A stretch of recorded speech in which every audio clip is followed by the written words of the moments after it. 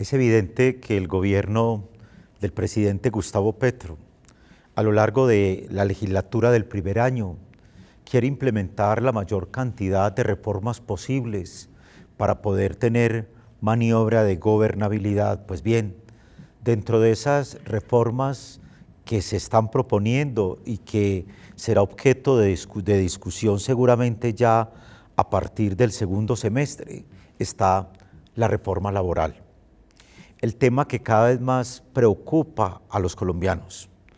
Temas como informalidad, temas como el recargo de horas extras nocturnas y dominicales, temas como el mismo, lo que tenga que ver con la inteligencia artificial, temas que hacen que en un momento determinado nos preguntemos, ante tanta informabilidad, ¿la reforma laboral será una buena respuesta?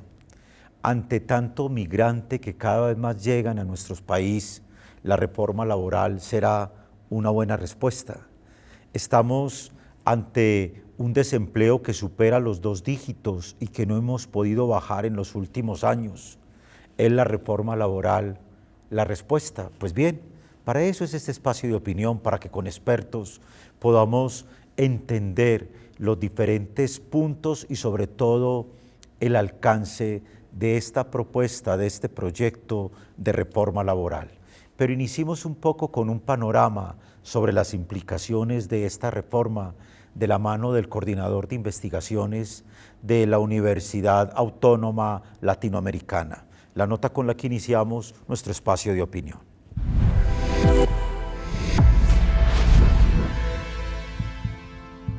Bueno, hay unos aspectos positivos que sin duda van a beneficiar a los trabajadores, pero a los trabajadores que ya están vinculados formalmente con un contrato laboral. Principalmente los contratos de prestación de servicios empezarían a disminuir y migrar hacia contratos de trabajo a término indefinido.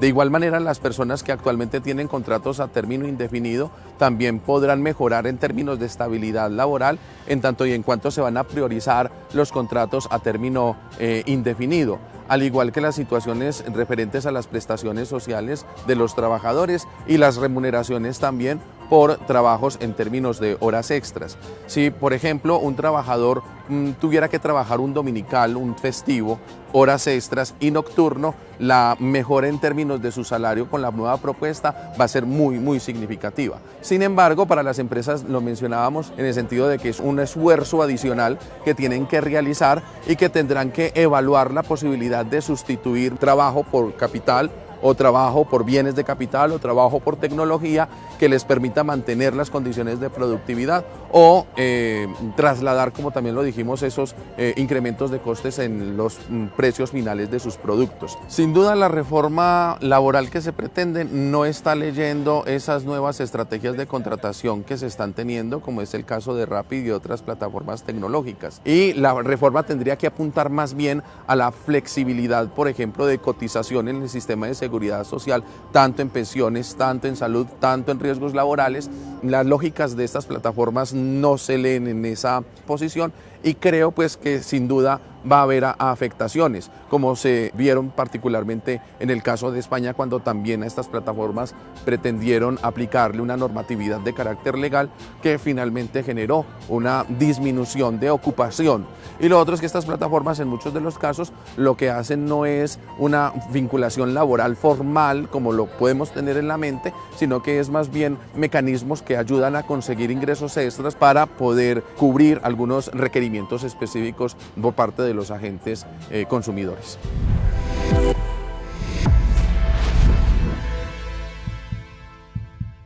Para nadie es un secreto que esa relación entre empleado, empleador, organizaciones, Estado, institucionalidad, se convierte en un elemento fundamental a la hora de pensar en lo que tendrá como implicaciones, bien sea para los trabajadores, bien sea para los gremios y los empleadores, la reforma laboral que se está discutiendo, que se va a empezar a discutir seguramente en el segundo semestre en el Congreso de la República.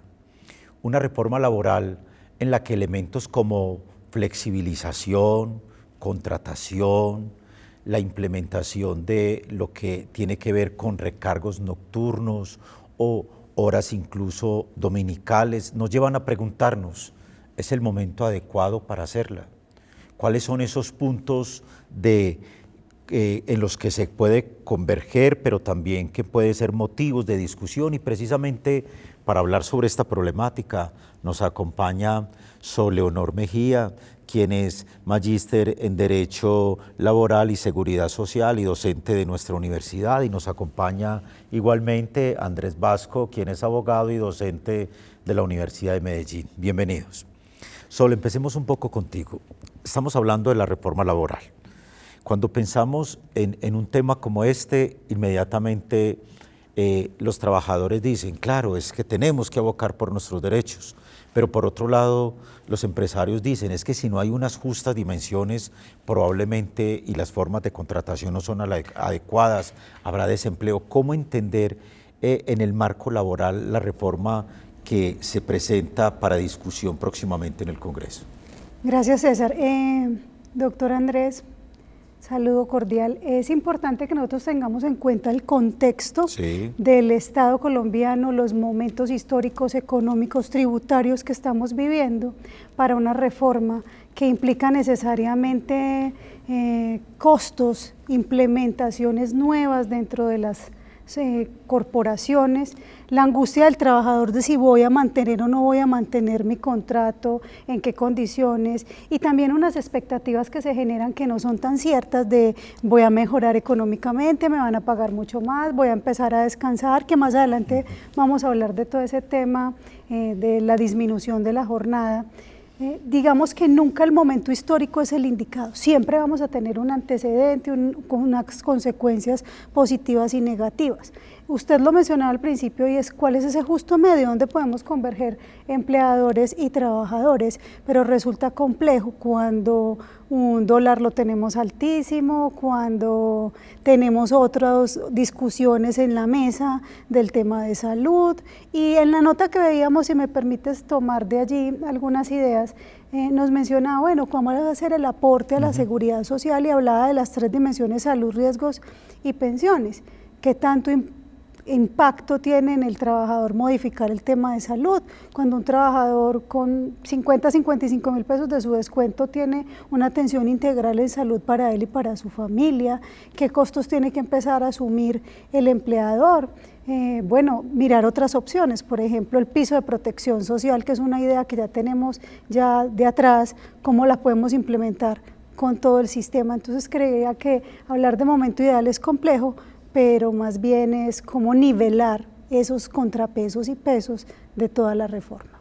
Cuando uno piensa en esa cantidad de 18 puntos que plantea la reforma, luego aparece un escenario que para ninguno de nosotros es ajeno, y es, tenemos más de 2 millones de migrantes venezolanos en nuestro país. Decimos, habrá más inestabilidad laboral, inequidad. Estamos ante un escenario como sucede en Europa de hay que tenerle miedo a los migrantes porque ellos nos roban las fuentes de empleo, y entonces eso nos lleva, es una serie de problemáticas que cada vez más se van dando. ¿Qué análisis podemos hacer allí?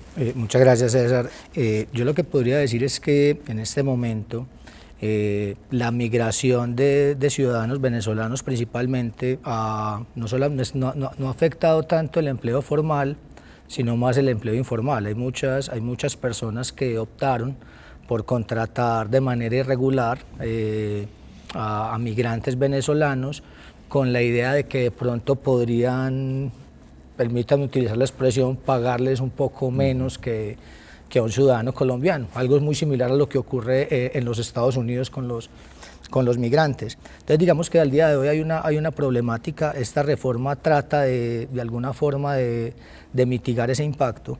Y creo que ese impacto va a mitigarse de 2 maneras. Una, que creo que lo están haciendo de forma equivocada porque, y justamente lo indicaban en la nota con el tema de las plataformas, hay muchos ciudadanos venezolanos que están en ese sector de digamos que de trabajo con plataformas digitales. Entonces el hecho de que sea un poco más costoso, independientemente de que sea justo, contratarlos bajo esas condiciones, de pronto puede desincentivar la contratación. Y digamos que a nivel de la contratación general, está planteando que el contratar un migrante al día de hoy le puede permitir a ese migrante solucionar su situación migratoria, en teoría un poco más fácil. Entonces lo está generando, está tratando de legalizar de alguna forma a estas personas, pero pienso que estas dos iniciativas en sí mismas no van a solucionar el problema. Muchas de esas personas que se contratan, o muchos de estos migrantes son contratados por emprendimientos, ¿sí? Son contratados por emprendimientos, y el emprendimiento en sus primeras etapas difícilmente va a poder, digamos que, competir con otras compañías con los altos costos que están teniendo en este momento a nivel laboral, y si sumamos a eso, digamos que con lo que viene de lo que dejó la pasada reforma tributaria.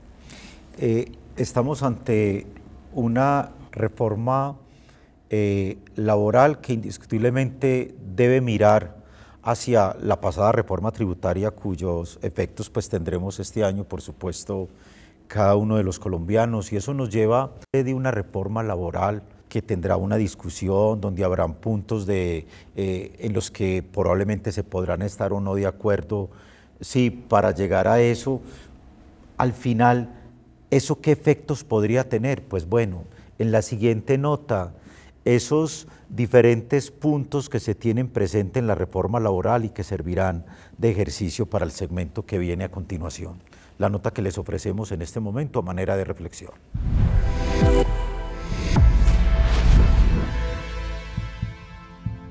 Si se tratara de hablar de los aspectos básicos de ella, me permitiría agruparlos en dos aspectos fundamentales.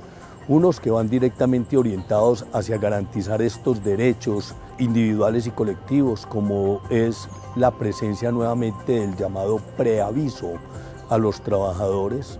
En este caso se obligaría al empleador a avisar con un mes de anticipación la terminación del contrato, pero igualmente al trabajador a notificar su eventual retiro. Desde el punto de vista de las garantías está igualmente el fortalecimiento de los derechos a los sindicalistas, está el jornal a los trabajadores del sector agropecuario, y obviamente habría que incluir aquí el combate a todas aquellas manifestaciones de violencia laboral que se generan. Más allá de lo que ocurre en la actualidad, habría que entrar a proteger, por ejemplo, a los trabajadores que están cumpliendo una actividad de carácter temporal. Ellos también entrarían dentro de la nueva legislación. Los empresarios han manifestado que la reforma está careciendo de contexto y que en consideración a ello, pues no es el momento para incluir este tipo de propósitos dentro de la misma reforma.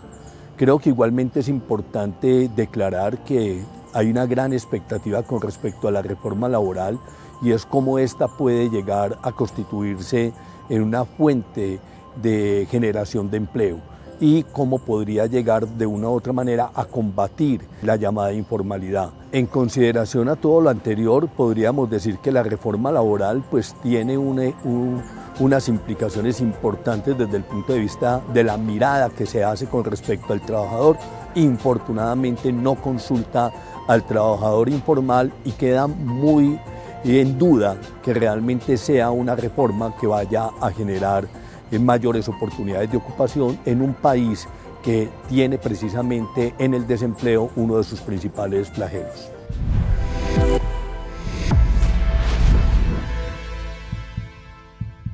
Cuando las cifras del DANE ubican el desempleo por encima de los 2 dígitos, cuando cada vez más nuestros gobiernos, por supuesto en su responsabilidad, cada gobierno de turno procura crear estrategias a través de leyes de la República, de reformas, para que las condiciones del trabajador sean mejores, nos preguntamos, bueno, y un tema tan importante, Andrés, que lo tocaba el profesor Montoya, como es el tema de la informalidad, porque cada vez que escuchamos las cifras del DANE decimos, claro, hay tantos ocupados, pero de esos casi que la mitad son personas que están en la informalidad, en empleos aleatorios, un día sí, otro día no, para el vivir el día a día ante esos escenarios, ¿qué plantearnos desde lo que se nos propone hoy? Bueno, yo pienso que en este momento, tal y cual como está planteada la reforma, en mi opinión personal, no va a disminuir los índices de informalidad. De hecho, yo creo que se van a incrementar. ¿Cuál es la razón? Al día de hoy, contratar un trabajador a un empresario le cuesta X dinero, y con la reforma va a costar X más 1, por así decirlo. De igual forma, el empleador va a pensar más al momento de generar nuevos puestos de trabajo, en el entendido de que al día de hoy se están reviviendo algunas figuras del derecho laboral que de pronto no están vigentes al día de hoy, como es por ejemplo el caso del reintegro. En caso tal de que haya un despido, que no se logre justificar o que no se siga un procedimiento que está trayendo la norma para hacerlo. Al día de hoy el efecto es que se tiene una indemnización por despido injusto, mientras que en esta nueva norma está trayendo un tema del reintegro. Eso obviamente va a tener un impacto económico, lo mismo que al incrementar las indemnizaciones, al incrementar, digamos que algunos conceptos laborales que se le deben pagar al trabajador, indudablemente digamos que el empleador lo va a pensar más. Y adicionalmente, pienso que se le está quitando al empleador una opción muy importante, puesto que si bien el derecho laboral es un derecho que denominamos de orden público, donde en principio se entiende que hay una parte débil y hay una parte, digamos que dominante, y se trata de proteger a la parte débil. Pese a esa situación, al día de hoy se le está quitando una facultad al empleador, que era la de elegir el tipo de contrato. El empleador al día de hoy puede elegir, de acuerdo al cargo que va a utilizar, si utiliza un contrato a término indefinido, o un contrato de trabajo a término fijo, o un contrato por duración de la obra. Parece ser que al día de hoy van a limitar esa posibilidad. Eso sin lugar a dudas va a generar, digamos que algún tipo de reticencia por parte de los trabajadores, por parte de los empleadores. Y de igual manera, están limitando también la celebración de contratos de prestación de servicios. Eso sin lugar a dudas va a buscar o va a derivar en que incluso algunos contratos que se tengan al día de hoy opten por no hacerlos. Incluso está tocando algunos otros contratos comerciales que en algunas ocasiones se utilizaban, está proscribiendo cualquier posibilidad de utilizar este tipo de contratos. Entonces, generalmente la informalidad se presenta porque no hay trabajo, porque a las personas les toca, permítanme utilizar la expresión, autoemplearse. Y si consideramos que de alguna forma va a ser más costoso contratar trabajadores, en principio las empresas van a limitarse en ese sentido. Entonces, yo pienso que realmente lo que va a hacer la reforma es incrementar esos índices.